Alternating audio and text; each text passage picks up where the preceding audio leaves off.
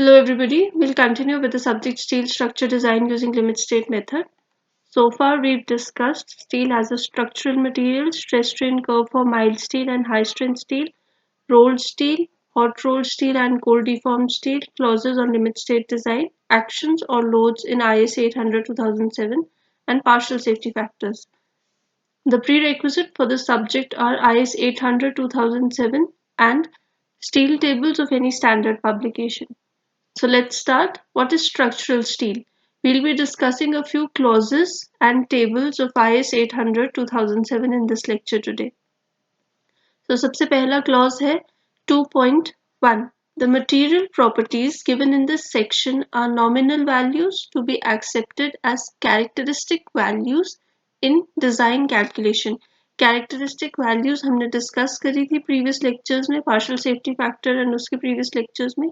So इस clause से हम वो characteristic values use करेंगे. So next clause is 2.2 structural steel. The provisions in this sections are applicable to steels commonly used in steel construction, namely structural mild steel and high tensile structural steel. तो जो structural mild steel हम use करेंगे या फिर high tensile structural steel use करेंगे उसको किस clause को satisfy करना है? Clause 2.2 को satisfy करना है. All the structural steel used in general construction coming under the purview of this standard shall before fabrication conform to IS 2062. ये बहुत ज़्यादा important है ये कोड. अब IS 800-2007 हमें क्या बोलता है कि जो भी structural steel आप use कर रहे हैं डिज़ाइन के लिए वो किस उसकी fabrication से पहले मतलब उसको construct करने से पहले हमें उसको किस स्टैंडर्ड किस IS कोड से सेटिस्फाई कराना है IS 2062.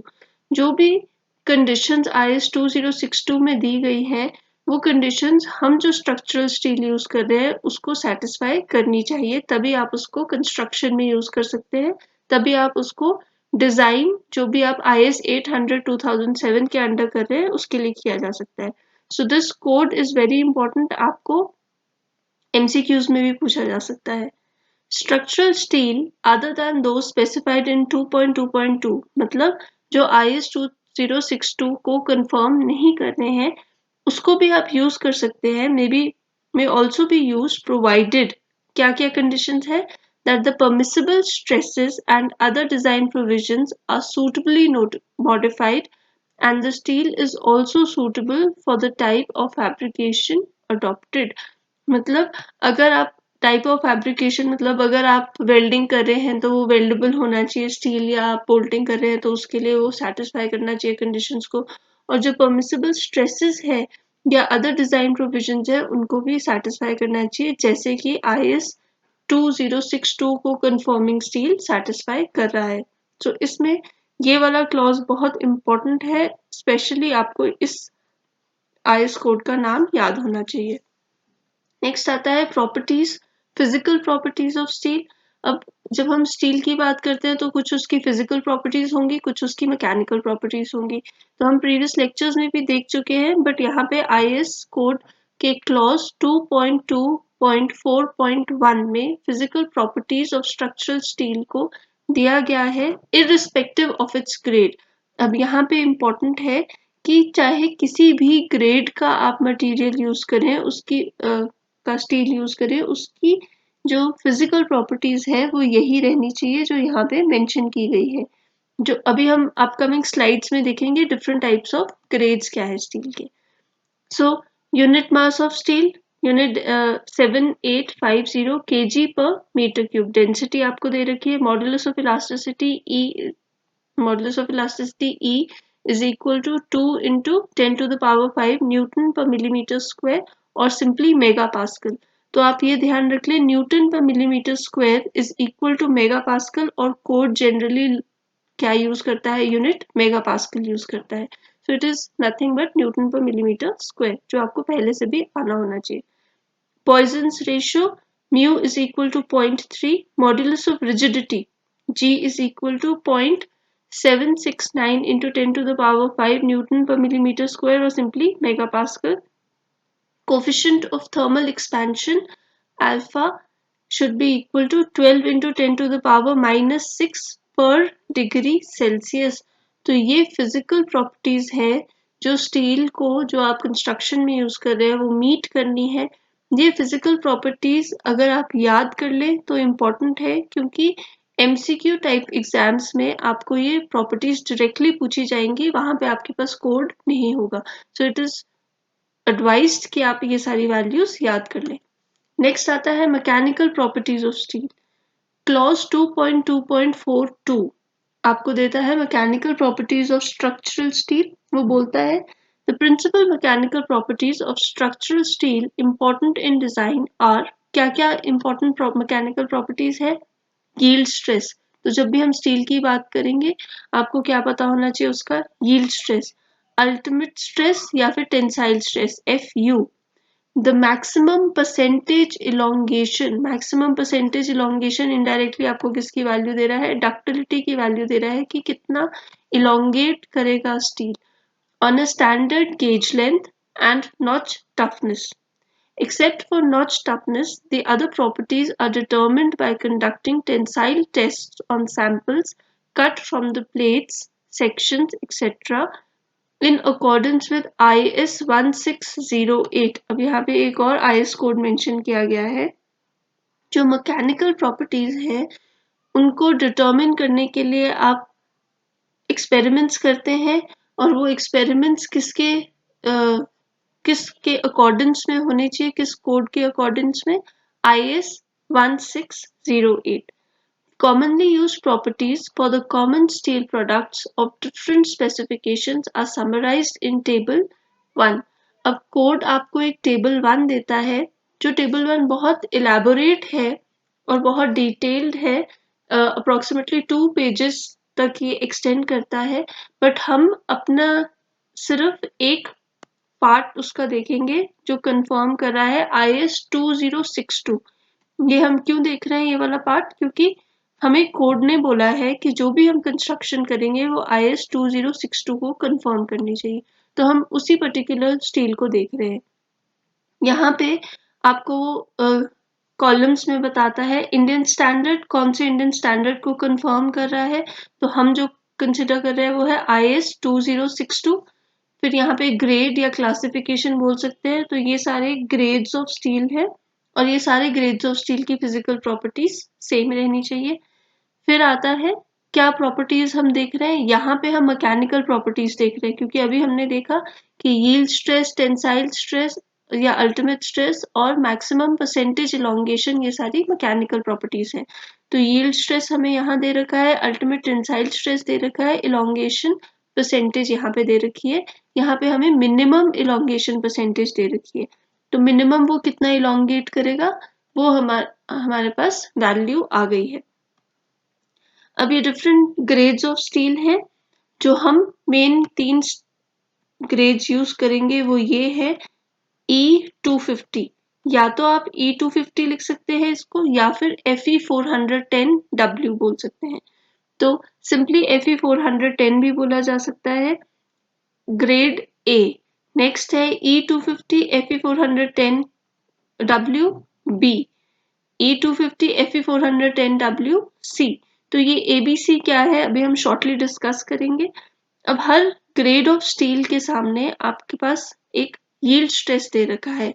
ये रिप्रेजेंट कर रहा है less than 20, means less than, जो थिकनेस है एलिमेंट की वो लेस देन 20 है। यहाँ पे 20 to 40 के बीच में है, यहाँ पे 40 की वैल्यू है। तो यील्ड स्ट्रेस वेरी करेगा जैसे जैसे आपकी थिकनेस वेरी करेगी, हर वैल्यू के लिए तो नहीं। बट अगर आप यहाँ पे देखें फॉर Fe290 ये 165 रह रहा है थ्रू आउट, बट अगर आप Fe410 WA को देखेंगे तो यहाँ पे 250 है, यहाँ 240 है और यहाँ पे 230 हो जा रहा है। तो इसी तरीके से डिफरेंट थिकनेसेस के लिए जो वैल्यू है यील्ड स्ट्रेस की वो वेरी कर जाएगी। नेक्स्ट आता है ultimate tensile stress. Ultimate tensile stress इस अगेन हमें कौन सी वैल्यू दे रहा है? मिनिमम वैल्यू दे रहा है, और मेगा पास्कल में वैल्यू दे रहा है। सिंपली हम इसको क्या बोल सकते हैं? न्यूटन पर मिलीमीटर स्क्वायर में वैल्यूज हैं।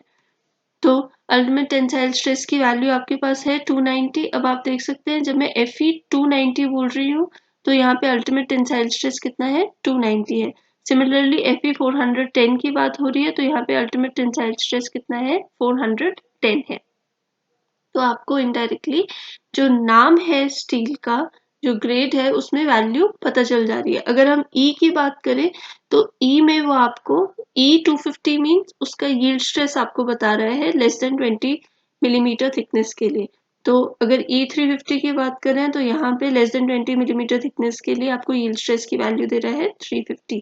So these are just ways of representing the grades of steel or classifying steel. फिर इलोंगेशन परसेंटेज बता रहा है कि कितना अंडर स्ट्रेस जो है आपका स्टील इलोंगेट कर सकता है, मिनिमम वैल्यू उसकी इलोंगेशन की कितनी है अगर वो IS 2062 को कंफर्म कर रहा है तो 23%। आप देख सकते हैं जैसे ही मैं अल्टीमेट टेंसाइल स्ट्रेस इंक्रीज कर देती हूँ 440 पे चली जाती हूँ तो इलोंगेशन रिड्यूस हो जाएगी, क्योंकि मैंने इसमें कार्बन कंटेंट इंक्रीज कर दिया होगा तो डक्टिलिटी क्या हो जाएगी रिड्यूस। तो हम देख सकते हैं कि जैसे जैसे अल्टीमेट टेंसाइल स्ट्रेंथ हमारी इंक्रीज करती जा रही है वैसे इलोंगेशन परसेंटेज क्या होती जा रही है रिड्यूस होती जा रही है।